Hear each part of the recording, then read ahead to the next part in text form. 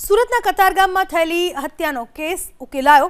પ્રકાશ સોસા નામના આરોપીની પોલીસે ધરપકડ કરી। મૃતક સરોજ બહરાની બેગ આરોપી પ્રકાશ લઈ ગયો હતો, જે બેગ પરત માંગતા ઝઘડો અને બોલાચાલી થઈ હતી, જેમાં 21 વર્ષીય નેપાળી યુવકની હત્યા કરી નાખવામાં આવી હતી। પોલીસે આરોપીને પકડીને વધુ પૂછપરછ શરૂ કરી। પકડાયેલા આરોપી ગુનાહિત ઇતિહાસ ધરાવે છે।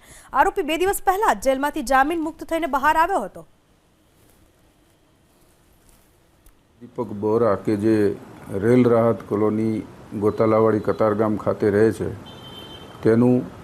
तेनी बाजू में रहता प्रकाश मूळजी सोसा नामना आरोपीए तेनी कपड़ानी बेग पोते बहारगाम जवानो होय लई जवा माटे तेना कपड़ा खाली करी लई गेल ते बेग पाछी लेवा जता थयेल बोलाचाली में तेने गळाना भागे चप्पू मारी दई गंभीर ईजा पहोंचाड़ी तेनु मौत निपजावता उपरोक्त फरियाद जाहिर थई ज छे।